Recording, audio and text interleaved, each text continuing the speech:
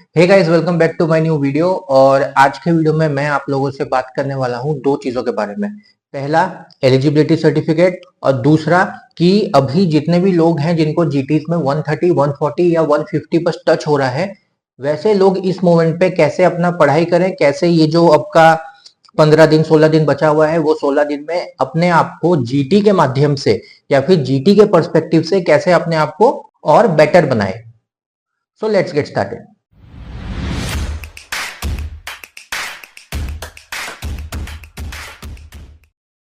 तो आज है 24 दिसंबर। अभी 28 दिसंबर से एक फाइनल विंडो ओपन होगा और मैक्सिमम लोग जितने भी हैं उनका एक ही प्रॉब्लम है कि उन्होंने एलिजिबिलिटी सर्टिफिकेट अभी तक अपलोड नहीं किया है। बहुत सारे लोग हैं जिनको एलिजिबिलिटी सर्टिफिकेट अभी तक आया ही नहीं है, लेकिन उनमें से भी बहुत सारे ऐसे हैं जो एनएमसी के वेबसाइट में चेक करते हो जहां पर लिखा रहता है LDC 3, LDC 4, pending at secretary, assistant secretary. उनका वहां पर भी ब्लैंक हो गया है, वहां पर भी उनको कुछ नहीं दिख रहा है, पूरा का पूरा ब्लैंक है। तो नाउ लिसन टू मी। एक मेल है, ईमेल का एड्रेस support.helpdesk@nmc.org.in। जिन भी लोगों को इस मोमेंट पे जिनका एंड में है एकदम पेंडिंग एट असिस्टेंट सेक्रेटरी में लिखा है, या फिर वो पूरा का पूरा गायब हो चुका है, वो जो सेक्शन है वो सेक्शन पूरा व्हाइट हो गया है, ब्लैंक हो गया है, ओपन नहीं हो रहा है, वो लोग अपने रजिस्टर्ड ईमेल से इस मेल पे मैसेज करो।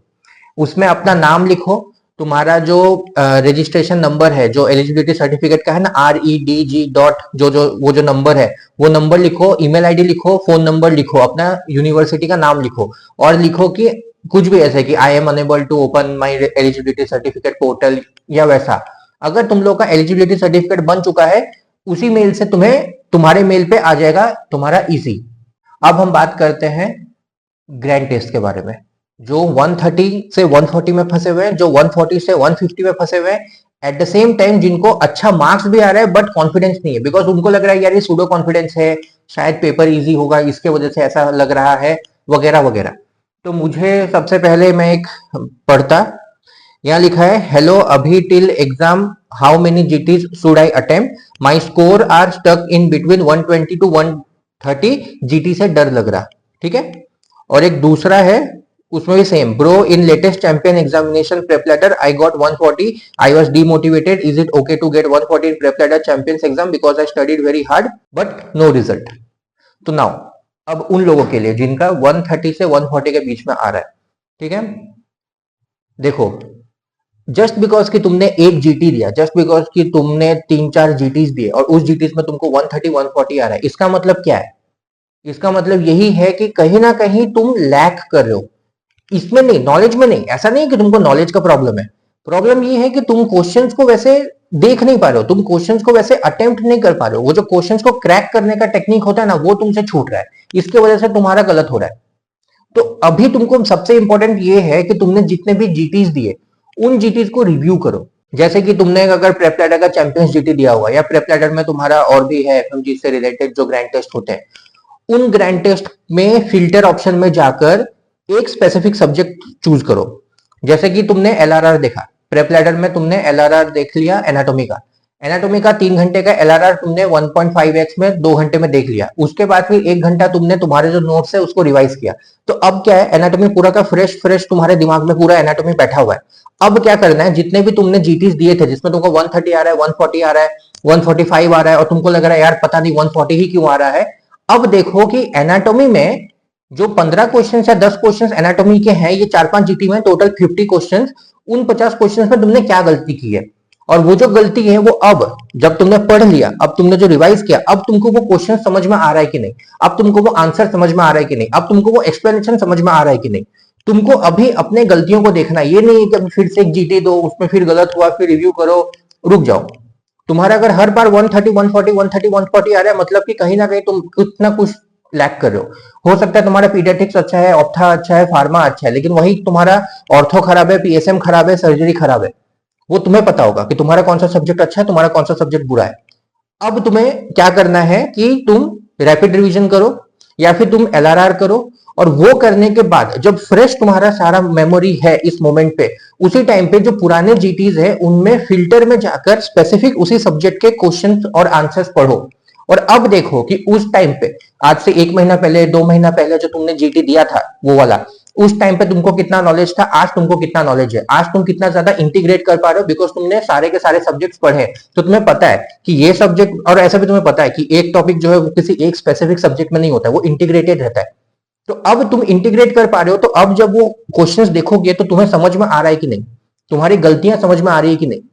Eight the same time you can go for subject wise test. Prep ladder में है सब्जेक्ट वाइज टेस्ट, तुम वहां पर जाके 50 क्वेश्चन या 100 क्वेश्चन का होता है, वो पूरे सब्जेक्ट का टेस्ट दे सकते हो। इसमें तुम्हारा है पीवाईक्यूज, स्पेसिफिक पीवाईक्यूज में जाओ। फॉर एग्जाम्पल तुम आज सर्जरी किए, तो सर्जरी का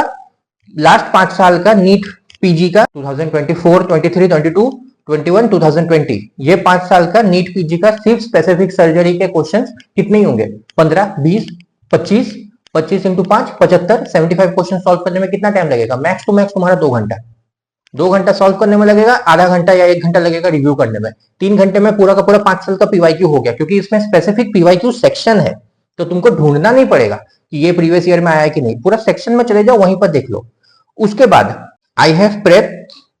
and right now I am revising from LRR and solving PYQs. Okay, good. I didn't complete general Q bank of all subject and I am getting 150, 116 GTs. Can you give me some suggestions so that I can pass the exam? I studied almost all subject from main videos and rapid revision, but right now I only remember the LRR content as I am studying it recently. तो that's normal, तुम्हारे unconscious brain में ना तुम्हारा main videos और rapid revision के जितने भी जो नॉलेज है वो बैठे हुए हैं। Don't worry, you are getting 150 to 160। इसका मतलब है कि ठीक है, मैं ये नहीं बोल रहा हूँ कि 150 से ऊपर आ गया ग्रैंड टेस्ट में, मतलब मेन एग्जाम में भी आ जाएगा, वो बिल्कुल ही मत समझना। ग्रैंड टेस्ट के साथ मेन एग्जाम का कोई कनेक्शन नहीं है। ग्रैंड टेस्ट बस तुमको ये बता रहा है कि इस मोमेंट पे तुम्हारा प्रिपरेशन कितना गया है, कैसा प्रिपरेशन हुआ है और कौन से सब्जेक्ट में तुम लैक करो। तुम्हारा वो सेल्फ इवैल्यूएशन के लिए है ग्रैंड टेस्ट, ना ही कि ये प्रूव करने के लिए कि अगर ग्रैंड टेस्ट में 200 आ रहा है मतलब हाँ भाई तू तो एफएमजी पास है, ग्रैंड टेस्ट में 120 आ रहा है भाई तेरा एफएमजी नहीं निकलने वाला। कुछ भी ऐसा नहीं है। ग्रैंड टेस्ट में 180, 190 लाने वाले एफएमजी में 145 लाए हैं, ग्रैंड टेस्ट में 130 लाने वाले एफएमजी में 170 लाए हैं। बहुत सारे ऐसे बच्चे, इवन इफ तुम्हारे फ्रेंड सर्कल में भी ऐसे होंगे। सो अभी ये जो जैसे बोला कि एलआरआर कर लिया है, रैपिड रिवीजन कर लिया है, लेकिन अभी एलआरआर का ही सिर्फ कंटेंट याद है, no problem, not at all problem. अभी बस तुम्हें क्या करना है, जैसे मैंने बोला, पहले तो अपने ग्रैंड टेस्ट को इवैल्यूएट करो, कौन से पुराने वाले जिसमें भी 150, 160 है, मतलब क्या है 140 गलत हुए, वो 140 क्यों गलत हुए। अब नया नया एलआरआर तुम्हारे दिमाग में बैठा है, जस्ट तुमने सुबह पढ़ा है, दोपहर को तुम इवैल्यूएट करो, तुम्हें पता रहेगा कि हाँ मैंने कहाँ गलत किया, तुम्हें पता रहेगा वो फॉर्मूला क्या था, तुम्हें पता रहेगा तुमने कहाँ गलती की, क्यों गलती की, और वो सिली मिस्टेक था कि तुम्हारा नॉलेज का कमी था उस मोमेंट पे। आज से 1.5 महीना पहले जो एक जीटी दिया था, 20 दिन पहले जो जीटी दिया था, और अभी जो तुम फिर से इवैल्यूएट करो, तुम्हें पता है कि हाँ वो 20 दिन पहले मुझे क्या याद नहीं था, हो सकता है मैं भूल गया, लेकिन अब मुझे याद है, तो अब मैं अगली बार गलती नहीं करूंगा। ये हुआ। एंड ये बिल्कुल भी मत समझना, मैं सच में बोल रहा हूं, ये बिल्कुल भी मत समझना कि ग्रैंड टेस्ट में मेरा ये स्पेसिफिक मार्क्स आया तो मेन एग्जाम में भी वही मार्क्स आएगा या उसके आसपास आएगा, वैसा नहीं होता है। अपने अंदर कॉन्फिडेंस रखो। कॉन्फिडेंस से याद आया, एक और है भाई, मेरे को जीटीज में 180 से 215 रेंज आ रहे हैं, प्रेप के चैंपियंस में 176, डॉग ट्यूटोरियल के जीटी में 182, मैरो में ज्यादा आते बिकॉज मैरो मेरा प्राइमरी है, but like I am not getting the confidence, feels like this is pseudo confidence. ज्यादा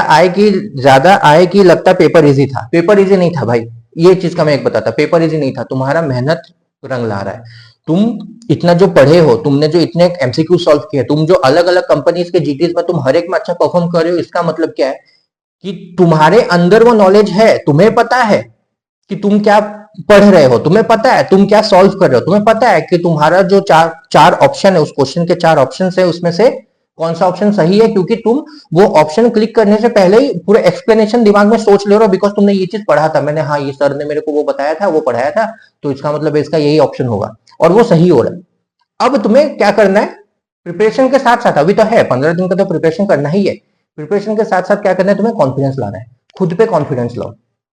खुद पे भरोसा रखो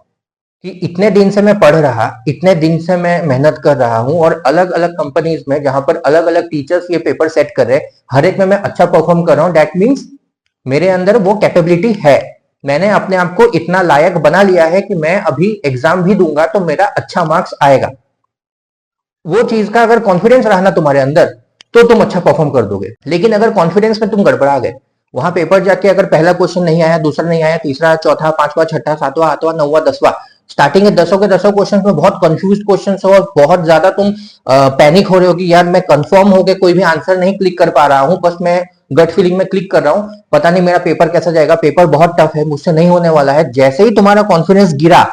11वां क्वेश्चन इवन इफ कितना भी इजी हो, एकदम इजी क्वेश्चन हो ना, कोई गाइनी का कोई क्वेश्चन हो, जैसे कि एक क्वेश्चन है, इसमें क्या लिखा है, on examination fetal parts are palpable in abdomen and fetal heart rate is weak. इतने में अपने को समझ में आ गया कि क्या है ये, रप्चर है, यूटेरस रप्चर हो गया है, फीटस जो है वो यूटेरस रप्चर होकर बाहर आ गया, इसलिए ऊपर से अपने को पाल्पेबल कर पा रहे। लेकिन ऑप्शन में क्या रहेगा, प्लेसेंटा एब्रप्शिया, तो दिमाग में आएगा हाँ अब्रप्शन है, फट गया है, मारो एब्रप्शिया, लेकिन ये एब्रप्शन नहीं था।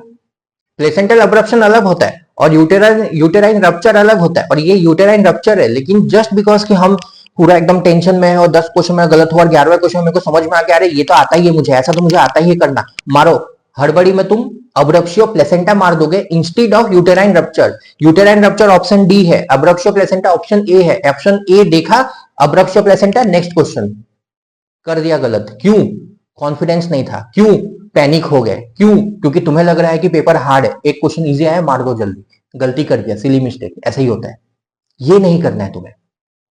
यही नहीं करना है। और ये तब होगा जब खुद के अंदर कॉन्फिडेंस होगा कि कोई दिक्कत नहीं है, 10 क्वेश्चन नहीं हुआ ना, 11वां क्वेश्चन हो जाएगा, 11वां नहीं हुआ ना, 12वां क्वेश्चन हो जाएगा। मेरे को 150 लाना है, ऐसा नहीं है कि मेरे को यहाँ पर 250 लाना है, ऑल इंडिया रैंकिंग 1 करना है, वो नीट पीजी में मैं कर लूंगा। इस मोमेंट पे अभी ये जो टेस्ट है, ये जो एग्जाम है, 150 लेके खत्म करो,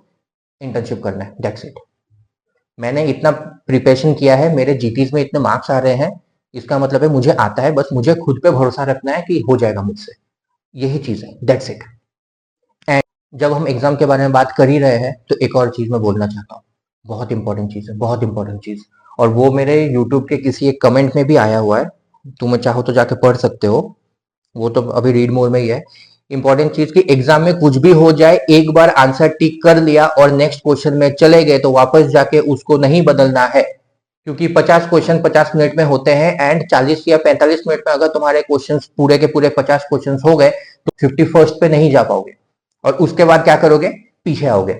और ये क्वेश्चन का देखोगे, यार ये वाला तो मेरे को कंफ्यूज था, पता नहीं, बस अंदर से लगा ऑप्शन सी होगा, नहीं रे, ऑप्शन सी नहीं होगा, ऑप्शन बी होगा, बी नहीं सी होगा,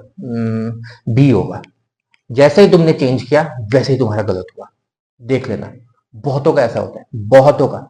कुछ भी हो जाए भाई, तुम 45 मिनट्स में 50 क्वेश्चंस कर लिए, क्वेश्चन 50 का तुमने ऑप्शन सी मार लिया, अब पीछे का भाड़ में जाए, मुझे अब 51th क्वेश्चन के लिए 51th नहीं, 51st क्वेश्चन के लिए मुझे अब सोचना है कि 5 मिनट है, दिमाग शांत करता, 50 क्वेश्चन कैसा गया एक बार इवेल्युएट कर लेता मन में, पेपर में नहीं, मन में, कि हाँ ये ठीक ही था ये वाला सेक्शन, बट थोड़ा सा अभी अगला परफॉर्म अच्छे से करना है, हड़बड़ाना नहीं है, स्टार्टिंग के क्वेश्चन कुछ गलत हो गए होंगे शायद, उतना कॉन्फिडेंस नहीं है, बट ठीक है, आगे का देखता, कोई बात नहीं, ठीक है, हो जाएगा, 5 मिनट चिल मारो, दिमाग शांत करो,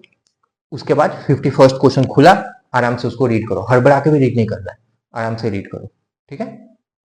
सो अभी के लिए बस इतना ही, वीडियो लंबा नहीं बनाना है, बट लंबा बन चुका होगा, आई डोंट नो, स्टिल बहुत इंपॉर्टेंट ये था कि अभी इस मोमेंट पे भाई खुद पे कॉन्फिडेंस रखो, पुराने जीटीज को एक बार इवेल्युएट करो, एंड जीटीज दो, एटलीस्ट 2 जीटी अभी दो, लेकिन वो 2 जीटी बस ऐसे देना नहीं है, वो 2 जीटी तब देना है जब पहले तुमने इवेल्युएट कर लिया सारे जीटीज, सारे सब्जेक्ट्स के कम से कम 15-16 सब्जेक्ट्स के एलआरआर, रैपिड रिवीजन या कुछ भी एक पढ़ के इवेल्युएट करके अब पता है तुम्हें कि हाँ इस सब्जेक्ट के मैंने कर लिया, सब्जेक्ट वाइज टेस्ट तुम इसमें से कर सकते हो, इसमें से तुम कस्टम मॉड्यूल कर सकते हो, प्रेप लैडर में है पीवाईक्यूज का अलग सेगमेंट, वहां से पीवाईक्यूज भी कर लेना, बिकॉज पीवाईक्यूज नहीं लेकिन पीवाईटीज जरूर आते हैं, प्रीवियस ईयर टॉपिक से भी बहुत बार क्वेश्चन आते हैं, तो पीवाईक्यूज करोगे समझ में आएगा कि कौन से टॉपिक से पिछले बार क्वेश्चन आया था, तो वो वाला टॉपिक मैंने अगर नहीं किया है, मेरा अगर ढंग से नहीं हुआ है, एटलीस्ट 11 तारीख को उसको एक बार रीड कर लेना, 15 मिनट 20 मिनट आधा घंटा देखो उसको रीड कर लेना, क्या पता वही टाइप का क्वेश्चन आ जाए, एक क्वेश्चन तुमको 149 से 150 लेके जा सकता है, ये याद रखना। सो आज के लिए बस इतना ही, एंड मैं आपको मिलता हूँ किसी दूसरे वीडियो में, तब तक के लिए good bye, take care and all the best, खुद पे भरोसा रखो।